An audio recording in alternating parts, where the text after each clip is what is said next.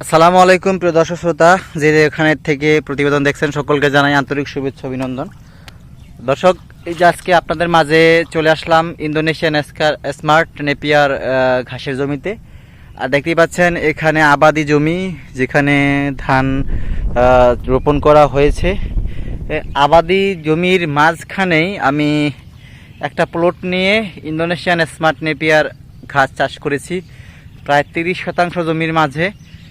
আর দেখেন কত সুন্দর ফলন ফলেছে আমার ইন্দোনেশিয়ান স্মার্ট নেপিয়ার ঘাস। কারণ আমরা আবাদি জমিতেই ঘাস চাষ করে নেই, কারণ গবাদি পশুর খাদ্যের জন্য কাঁচা ঘাসের জোগান নিশ্চিত করতে হয়। সেক্ষেত্রে বিভিন্ন জাতের ঘাস চাষ করে থাকি। এই জমিটাতে ইন্দোনেশিয়ান স্মার্ট নেপিয়ার ঘাস চাষ করেছি, প্রোটিন বহুল ঘাস, অনেক পাতা বিশিষ্ট ঘাস। এই ঘাসটা বাম্পার ফলন হয়েছে।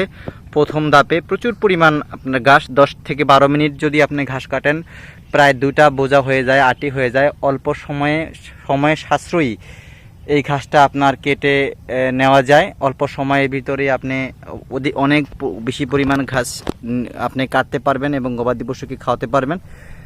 সেই ক্ষেত্রে যদি আপনি এই ঘাসটা চাষ করতে চান, দেখতে পাচ্ছেন অনেক এরিয়া জুড়ে ঘাস আর ঘাস, তাহলে স্ক্রিনে দেওয়া নাম্বারে যোগাযোগ করে কাটিং সংগ্রহ করতে পারবেন। বাংলাদেশের প্রত্যেকটা জেলায়, উপজেলায় আমরা কুরিয়ারের মাধ্যমে শতভাগ পরিপক্ক কাটিংগুলো প্রেরণ করে থাকি। দর্শক, এই ঘাসের কাটিং থেকে কিন্তু চারা হয়, এই ঘাসের কোনো বীজ হয় না। আপনারা খেয়াল করবেন, এইসব ঘাসের কখনোই বীজ হবে না। আপনি একবার কাটিং রোপণ করবেন, অনায়াসে 5-7 বছরের জন্য ফলন পাবেন।